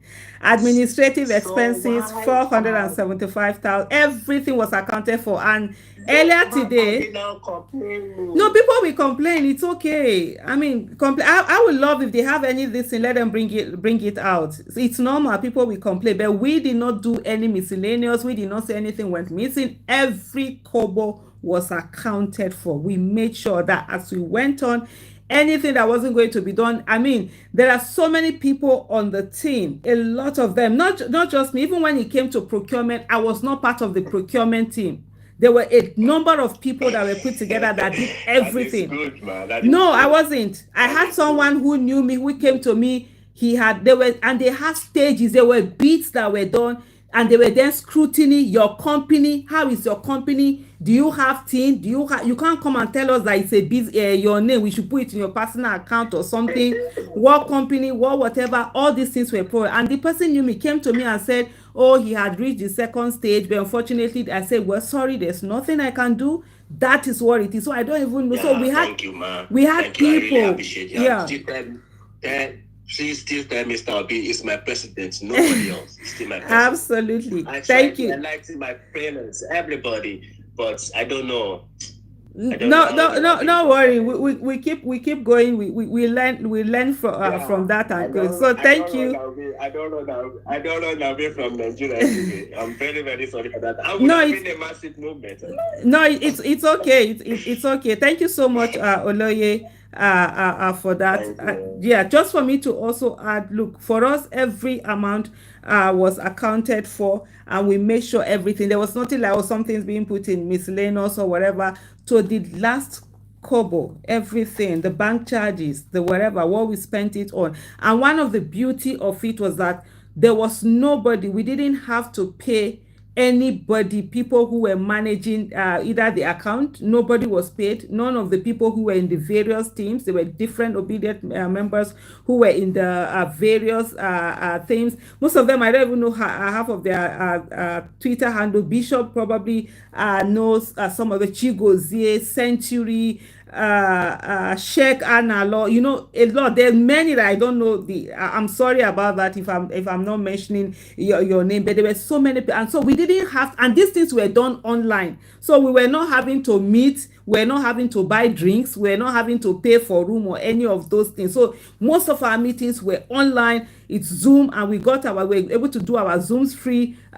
Century was providing that for us for free. Some of even the administrative costs, why it's even as high as 475,000, was the fact that the situation room, by the time they were collating results and everything, they needed to buy things for those in terms of refreshment and other things that were bought for the situation room and all of that. So these were some of the things. So we made sure everything was accounted for. Something else that I need also to quickly add, I'm not getting any question on that, which was a question I would have asked if I was looking at this particular result, would have been to say why there's a place where they put campaign and election activities, rally, collation, and local government election. For me, so I'm asking that question because I'm not getting that question. I would say, okay, why are we talking about local government election? So for me to explain it to you, during there was a Edo State local government election, and so when Mr. Peter Obi went there and met with the people, with the candidates that were running for offices, he had promised them to give them something towards their local government campaign that they were doing. And so when he came back to us with that request, we honored the request because it was coming from the money that he had brought. For those of you who were here earlier, I did mention the fact that some of you were not here earlier. Let me just explain that. We had two sets of money. There was the one that we had gathered as donation from citizens, which was the 595 million. Ma, your mic keeps muting and coming on. And I'm so sorry. It's just me, but that's the feedback I'm getting here. We are not clearly hearing what you're saying. Oh, okay. I'm so sorry. Please, is anyone having that same problem too? Okay, if you are not having that same problem too, can you just put something out? Let me know. Maybe it's whether it's him or myself. But apologies for that. So I was just saying that there were two sort of, like, because we had monies that came in from the candidate and also the one that the public brought in. So when it had to do with money that came in from the candidate himself, the candidate would tell us, okay, he was going to give donate some monies to people who were running for local government election in Edo State, and we didn't have a problem with that. After all, it's 800 million naira out of it. But if it was the other money, no, he didn't have. We wouldn't have done that. It was the one that came directly for campaign. So these were some of the things that I thought, okay, some people might put. And then we also had, there was collation, because in terms of collating the result sheets, putting the result sheet together, by the time we're preparing to go for litigation, there were collation that had to be done across the country, and then this was done. And also there was a particular rally, a Southern Borno rally that had been done from all of this. So that's one of the things I just say, let me explain, since I'm not getting anyone asking questions on that. So the next person, Jamal, we've been waiting for you to speak. I don't know if you're ready to speak now, but if you're not ready to speak, I will go on to Timmy, and I think I might need to just remove Jamal from being a speaker so that we have space and bring in more people. Timmy, go ahead, please. Thank you so much, Madam, for everything that you do. Yes, like Ora Robert said, the surest thing after life and death is that the seed will germinate. It's a seed. It will definitely germinate. As regards to finance, the truth is, fund is fundamental to fund any mental thing, particularly elections. I must say that, firstly, when I looked at it carefully, I was a bit taken aback. I was taken aback by the fact that we didn't really raise as much as one would have expected. As much as what went, the output was massive. And so I was beginning to think through it, and I looked at the trajectory of the campaign, and it dawned on me that there's something called the matrix of hidden capital in it, which is the time and the money and the resources that individuals, put together at different, loose ends, that would have amounted to close to 50 to, more billions. But there was not a donation. Is in terms of time, is in terms of, people do rallies and buy things for other people, buy t-shirts, buy, those things, because I know that election in anywhere in the world is quite expensive to run. And so I think that we need to really celebrate ourselves, by the very fact that we spent that little in terms of direct overall donation. And then we're able to achieve much. So for the naysayers, this is, I haven't looked at that finance and everything breakdown. For the naysayers, I am not surprised. In fact, I would have been surprised if they did not say the conversations that are happening from the naysayers are not happening. I would have been surprised. Because if I were to say, I would have said, with my own personal opinion, that irrespective of how transparent, as white as cassava flakes, as we try to be, as we are, right? People would always have a reason to want to punch holes at it. I think that is the general nature of the Nigerian social media space. Hello, Kings. Hans right? And so, Salam. Largely speaking, hello, from a everyone. Perspective, I would have said, look, there was no even need of publishing in that sense because. Oh, great! You guys are hearing me very well. People would always want to have something to say to deviate from the current issue at stake.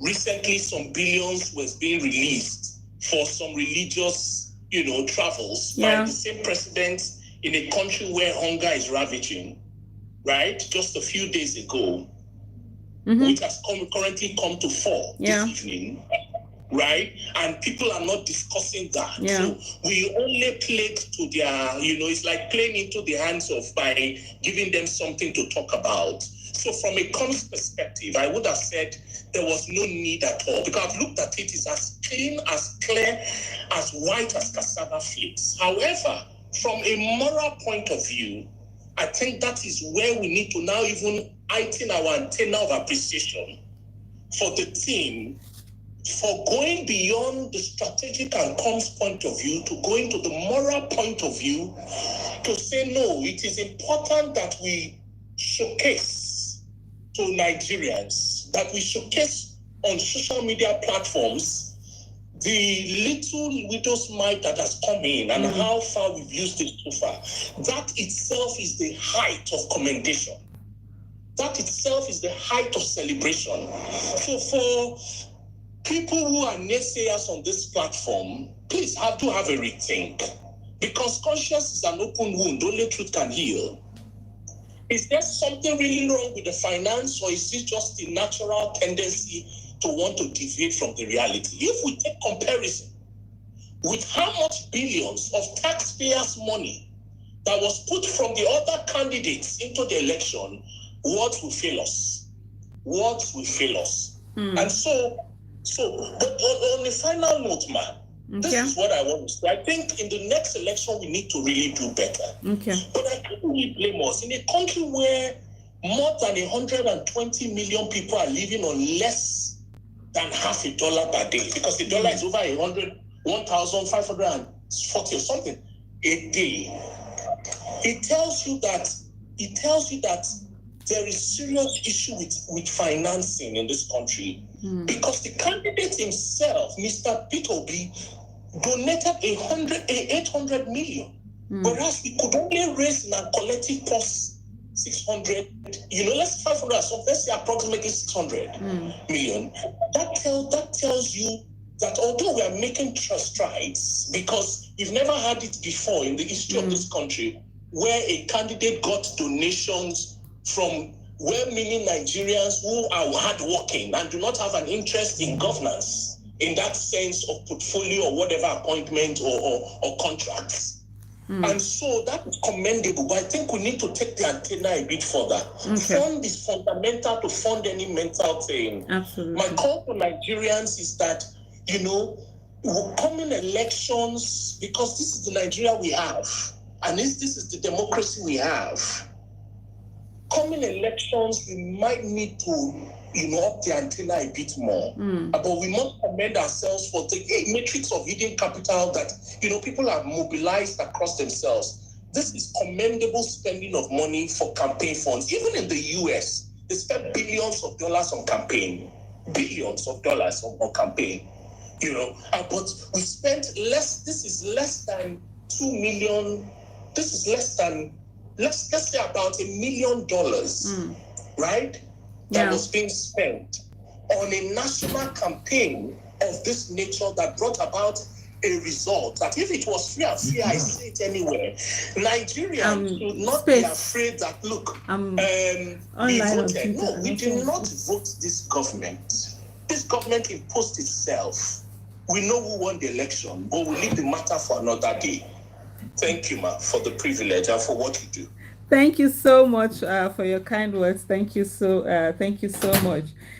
Just to quickly add that we have an issue of mindset and conditioning in Nigeria. So a lot of Nigerians have the mindset that politicians are actually the ones that are supposed to give money to citizens. So they will not donate, not necessarily because they couldn't donate, but just that was the mindset. And people have been conditioned to believe that, oh, these politicians have money. Oh, he's a billionaire, so why do I need to donate money? But like you rightly pointed out, there were a lot of donations that had gone on. People were able to mobilize themselves, get things together. A lot of donation in kind. I mean, people donating T-shirts, people donating what do I call it now? Private jets. There were times we moved and the whole movement were jets that were donated. I think there was a particular time we had like a 90-seater jet.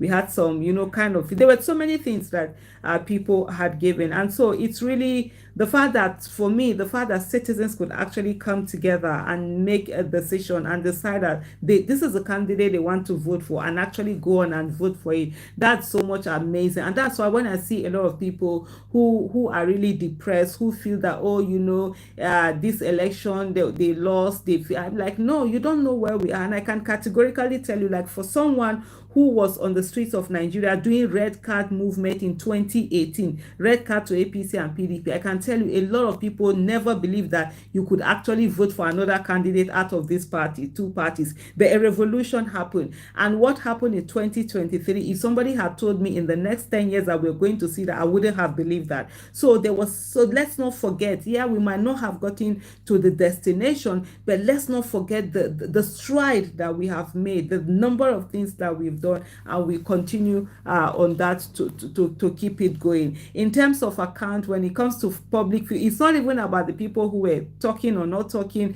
Right from day one, we're going to put out this account. Why it stayed this long, of course, having us being together, because the principal wanted more of a physical thing than an online thing. He wanted where journalists would be able to ask the critical questions that they wanted to ask. And I myself, I wasn't also around in the country.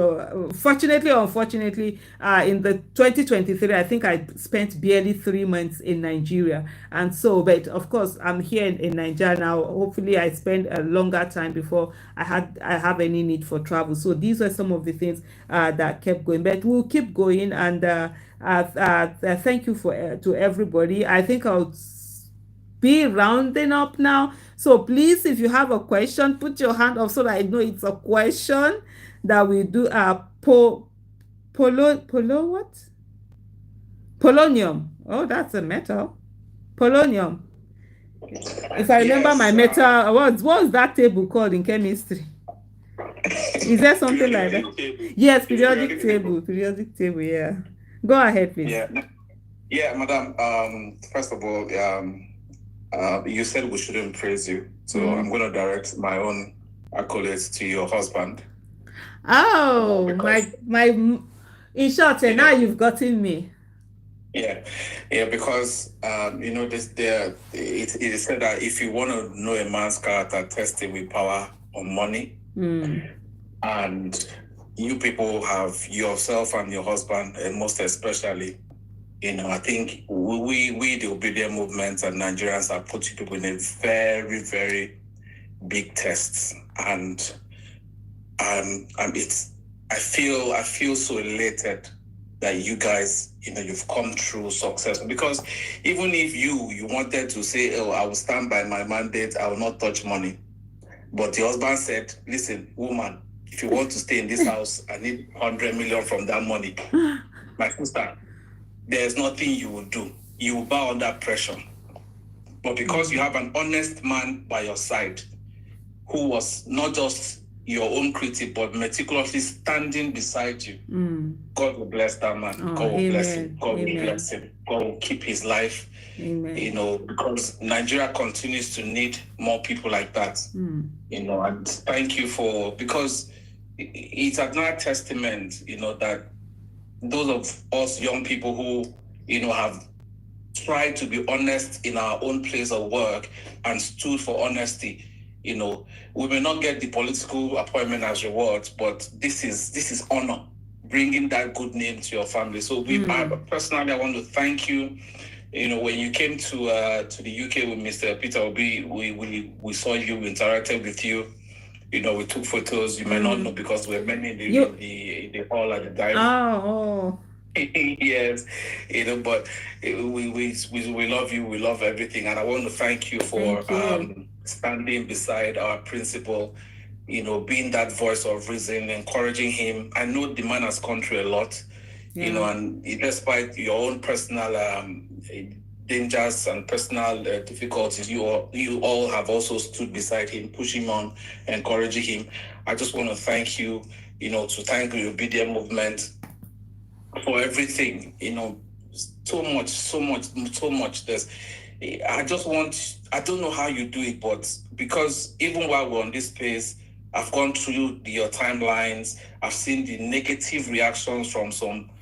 You say we should not call. No, please don't call anybody's name. They are not here to. I was hoping that most of them would come up here. I was actually hoping they would come here and ask me the questions. I'm actually surprised I'm not seeing them. It shows it is a testament to their character. They're not.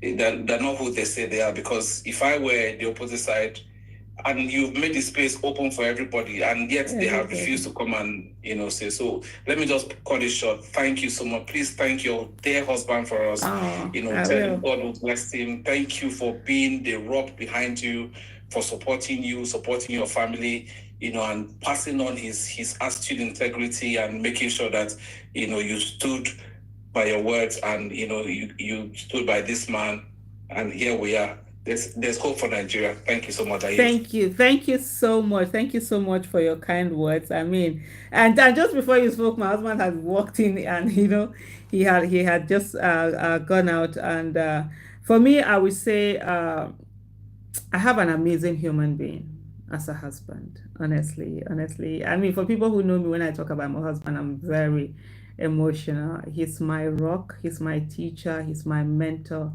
He's one person I know I can be vulnerable with. He's a rock. He stands by me. And that's really something I don't take for granted. And that's something that... You see, Bishop, I will drive you from this space. And, honestly, because to a very good extent, sometimes, when we do what we do, and I say this to people also who put themselves on the line, I say we sometimes don't realize the effect it has on our spouses, because they are the ones who have to be afraid on our behalf. They are the ones who have to be watching our back. They are the ones who, so many people we come to and send him message. And I can tell you, like my husband, people that are like, oh, they want to shut you up. The typical Nigerian attitude of, oh, tell your wife to shut up, tell her not to talk. They go through him and all of that. But he is really that rock. Then on the other thing that you talked about, and I think when I see people who say this, I always say that for me, insults and praises are the same. They are people's opinion about me. They are not my reality. And so I don't let the praises get into my head. I also don't let the insults get to my heart. And if I am not angry when people praise me and bless me and pray for me, why would I be angry when people curse me and, cuss me out and say all sorts of negative things about me? It's their opinion. As long as I know that it's not the truth, I don't care whatever anybody says. One of the things I always make sure is that when I stand in front of a mirror and I look at myself, that I am comfortable with the person I'm looking at, because that's who really matters. People who curse me on social media, when I'm not on social media, I don't see them, but I live with myself forever. So if I stand in front of the mirror, do I like the person that I'm seeing? If you can lie to everybody, you can't lie to yourself. When I'm sitting down alone in my room with just me and my thoughts, do I like what I'm thinking? Do I like the person that I am? That for me is one of the things that it's more important to me than whether people are abusing me or not. And then if you actually know me on social media, I get mouth. Hey, man, my mouth's no good. And so if you give me mouth, hey, man, if you give me, when I have your time, I will sit down, I will give it. And I don't get angry. I tell people I choose what I get angry. So, and I don't take it personal. If you tell me, say I will wear hair before in a beauty contest, I can't do. So I think that's one of the things also, as you go on, as you're in the public space, you imbibe that you have to understand that the more they will bring distractions to you, the more that we try to do everything that will make you, lose focus. There was something that my husband said to me at one time. There were so many allegations that were being done to me, and people will come and say, okay, well, why are you not going to court? Why are you not doing that? And my husband said, you see, that's what they want to achieve, so that you are busy fighting all these other things, and then you will no longer have time to do what it is that you're doing that is making them uncomfortable. So please, as we are on that public space, as much as possible, don't try to have a bit of a thick skin. Don't listen to what people say. Yeah, they say it, and so as long as you know it's not the right thing, just move on. Let them say what they want to say, and then by the time, if you want to deal with any of them, just choose one or two, the guy, and just focus on that person. Don't try to take in too many people at the same time. Just focus on that person and go after them. For me now, if you come at me, I'll just look at who is it that on whose behalf are you coming at me, and then we have it on. Me, I know they send anybody. That na die, na only one die we get, and anyhow wey that die come, na so that die go be. Oluomo of Deadby. Go ahead, please. Good evening. Good evening. How are you? Long time. Long time. Well done. So I'm just looking at this stuff and I'm just laughing. The truth is, most of these naysayers, the funny part, probably none of them even contributed dime into our movement. So when I see, I've seen some handles, tweet some stuff. These are the same people who can, they fail to ask for good governance. You never see them talk about minimum wage, the insecurity.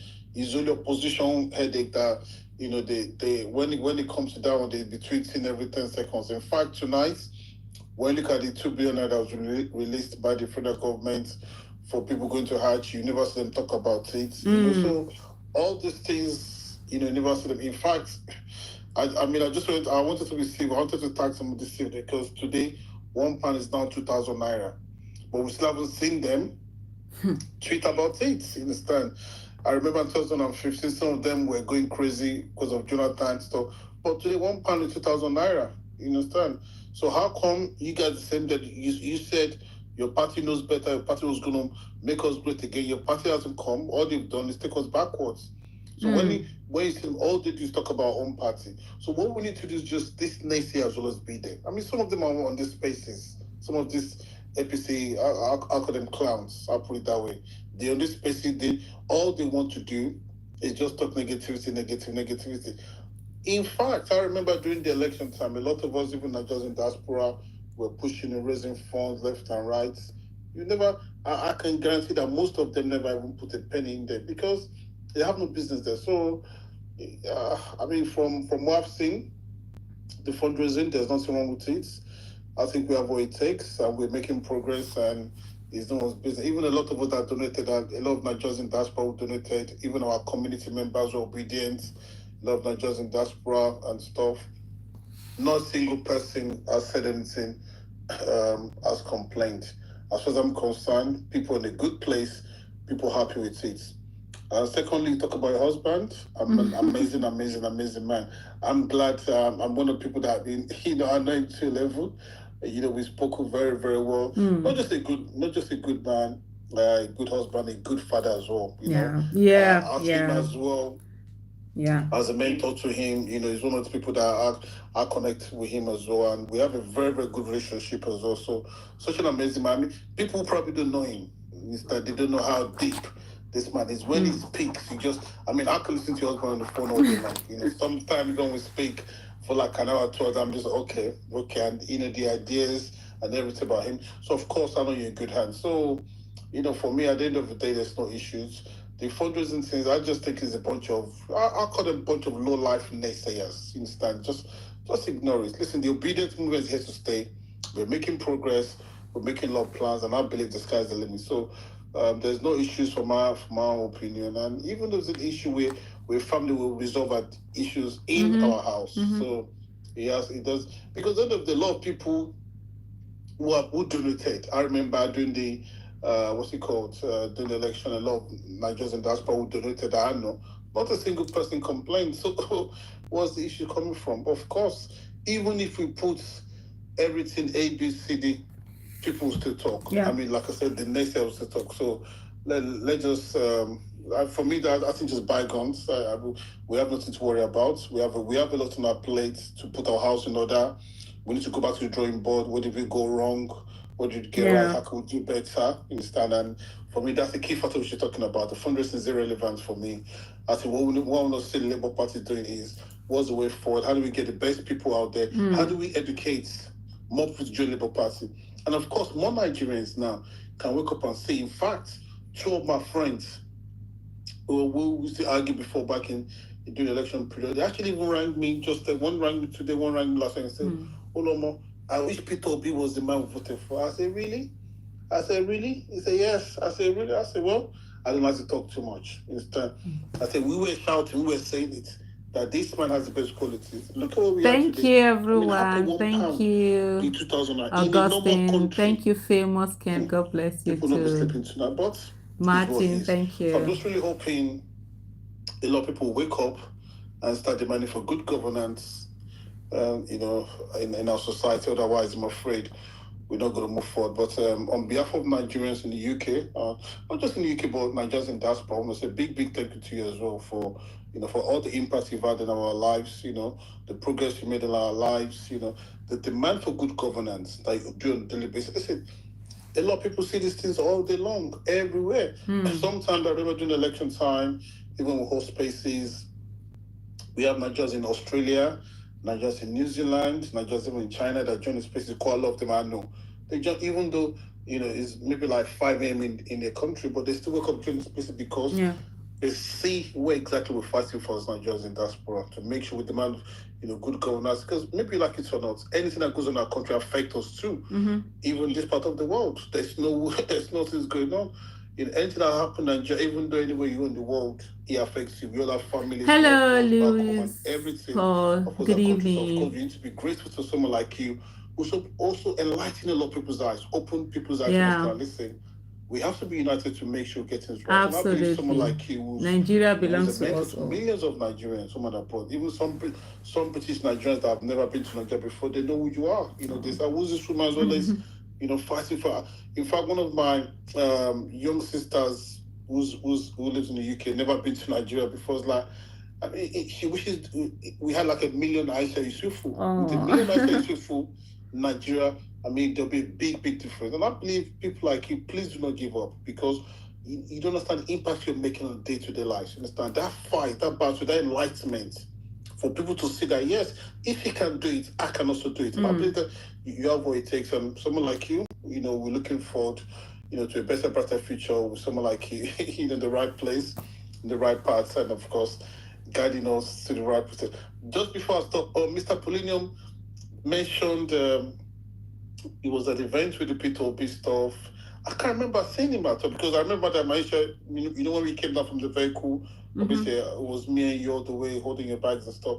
So I can't remember seeing him at all. I mean, I do know people that see it, but then maybe it was an oversight. But it'd be nice to connect to Mr. Polinium one of these days. Because I can't remember seeing him at the event. Because I think we had. No, I think there's another one. We had like the Oxford event. Okay. At the University of Oxford. I think that was the one here. It was in London. It was in London. It was the London one? London. Oh, okay. Yeah, I was there with the Maisha from outset. Yeah, we were together. Yeah, Oloma was there. So you guys need to connect. Yeah, I was basically Madam Maisha's personal. MC Oloma is our boss here. Yeah. Our guy. The small boy like me, but yeah, Mr. Pullen, let's connect, and then we'll take it from there. But Madam Aisha, please don't worry. Thank you. There's no issues. We're good to go. I mean, Nigerians, that's why I'm very happy with what you said. But yeah, thank you, Madam. Thank you so much. Thank you so much. No, Bishop, I'm not going to take your hand. I think okay. Because me and he has not. I sent him DM for more than 6 to 1 year now. He has not checked. Don't open your mouth, Lobo, baby. No, but he reads now. He does. He reads the messages. He reads your own. Really? You sent a message? I don't know. No, maybe it fell through the cracks. So, Bishop, let me come in here. I don't know which number you are on the periodic table, just like my eyes just said, but I think you're number 1. That's why he reads you. Maybe, sometimes some messages just fall through the cracks. So, I'm sure he will reach out to you right now. Yeah, please do that. My guy. I've never seen his message apologize. I'm going to reply straight to apologize. Yes, so he will reach out and do that. Thank you so much. And I think apologies for those who raised. Sorry, yeah. sorry. I wanted to say that you spoiled business for politicians. You know, campaign money, we don't make accounts for it. But now you have the Obidati campaign organization has made it possible to make accounts for this money. Campaign money is nobody accounts for it. Time in Moriba in Nigeria. But, yeah.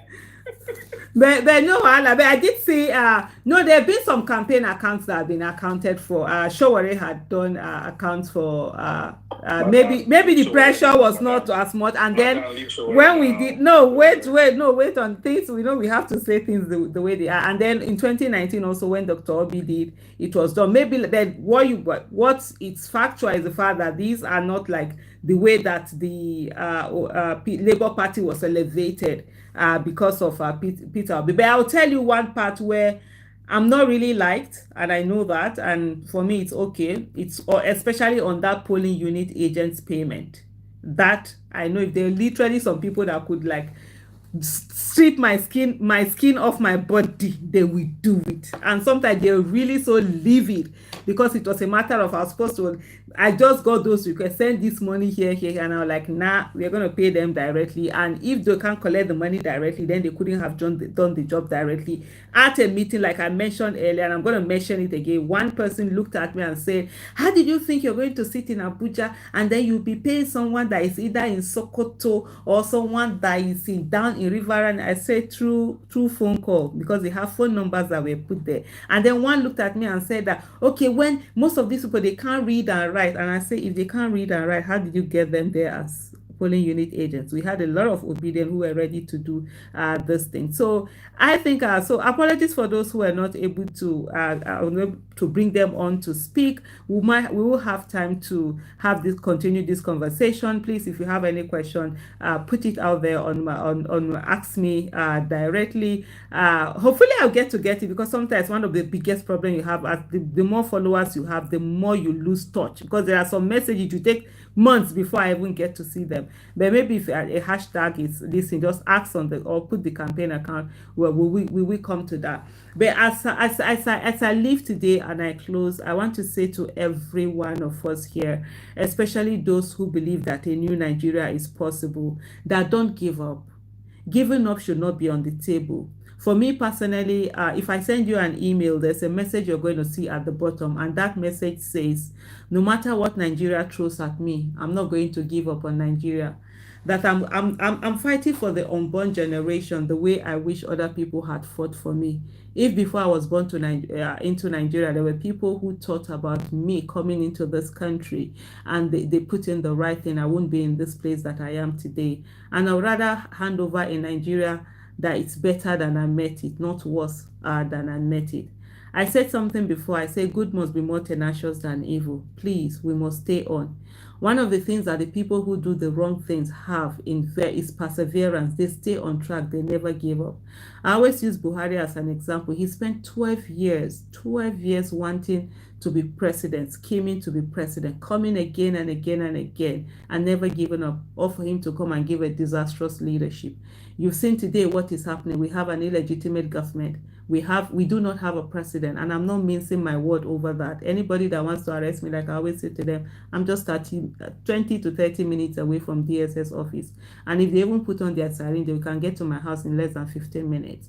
So, and we have a country today where nothing is working, and every one of us will feel it. The greatest protest there is election. I see a lot of people who are coming out asking that, oh, we should have a protest. But when the election was there, you didn't do that protest. The greatest protest, I repeat, is election. That's where you make it known. And you don't have to like someone for you to vote for that person. It's not a love affair. We all have our love affairs, our husbands, our partners, our boyfriends, our girlfriends, and all of that. So in politics, you don't need anyone doing love affair. So you don't, even if you don't like someone, if the person is the most competent, put in that person so that that person will be working for you while you go on and enjoy yourself. Maybe because I'm lazy, that's what I'm thinking about this thing. Let's remove religion. Let's remove tribal sentiments. These things have never taken us anywhere. And if we really want to do well in our political space and get that good leadership, we must fight our religious leaders. We must fight our traditional leaders. We must fight our political leaders. Fight them in the sense that we must say to them, they should allow this country to get the best that it needs to get. For those who continue to tell us that to pray, I always say to them, God will not do for us what he has given us the capacity for us to do for ourselves. God has given us everything to be a great country, and we are the ones that will do that. So please, please, please, we do not have any other country other than Nigeria. Even if you have a second passport, I can tell you, if you're a Canadian, there's a difference between a Nigerian Canadian and a British Canadian. When they see a British Canadian, they say they are there because they want to be there. But when they see you, a Nigerian Canadian, no matter how good you are, no matter what you have, they will say you are there because you have to be there. You were jacked by, you were running away from your country. If we have a country that is great, even our children will love to come back home. Unfortunately, one of the things that we all don't realize is that our children are like destitutes in the world today. They are going around, roaming around, looking for countries that they can get second passport to. That is something that should make every one of us ashamed of ourselves. For those of us in that generation where we haven't given our children the best that they can have in their own country. And so please, and please, and please, let me say to the younger generation, once upon a time, I'm 50 years old now. Once upon a time, my generation were the generation that were angry at the other generation for not giving us a good Nigeria. We were angry at our parents. But guess what? Today, we are the parents who are failing. And it takes one day, a month, a year, a decade for the years to keep rolling in. And if you don't stand and continue, you wake up one day and your children will say to you, what did you do? If you say to them, oh, we did NSAS, we did obedient movement, they will still ask you, what did you do? Because you didn't stay on to get the result. There are a lot of things that had happened before, but unfortunately, we never stayed on to get the result. Learn for us, and I love the fact that you guys have already learned from our mistakes. You're doing better, you're staying on, you're being that coconut head. They will tell you they want you to respect them. They will tell you they want you to be grateful. Please, who has respect helped in this country? If the older generation have not been respectful enough to ensure that we have a country that works for us, then we do not deserve any younger generation respecting any of us. And so what we must do, all of us, is to ensure that we have a country that works for us. Don't look at them when they keep telling you, oh, that you're this, you're too this, you're insulting, you're dosa, you're dora. Let them go and deal with the terrorists who are killing people on the streets. It's not what is being done on social media. The social media, we have a lot of people who are fighting for their lives. And then, if we are not doing anything to protect them, the least we can do is to be a spanner in their wheels. Thank you so much, everyone, for listening. Thank you, and God bless you all. Thank you. Bye-bye.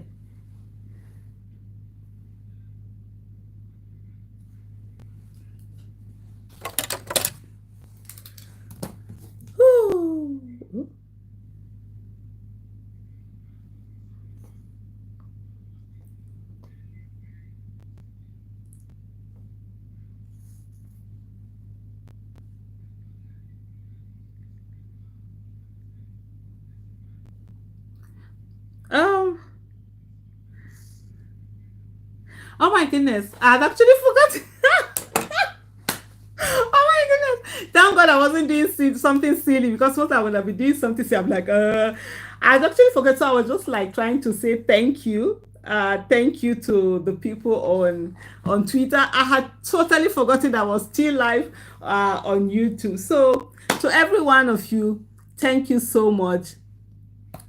Yes, absolutely. Louis Paul, even me, I don't know any this thing. It's Peter Obi that I voted for. It's Peter Obi that I know won the 2023 election. Is the one I know. I don't know this one that is there doing all the things that is doing. Marisa, thank you so much. Thank you, everyone. It's really been a pleasure being with you all. I think we've done over 2 hours. That's when I realized I needed to just put a stop to this. But like I said earlier, accountability is very important. Transparency is very important, especially when it has to do with public funds. We must be accountable, we must be transparent, and we must ensure that we hold ourselves to higher standards that we hold others, and always do the right thing. Nothing beats doing the right thing. Forget, no matter how difficult it is, no matter how tough it is, no matter how people come against you, nothing beats just doing the right thing that needs to be done. It gives a sort of freedom to one. So please, let's continue to engage.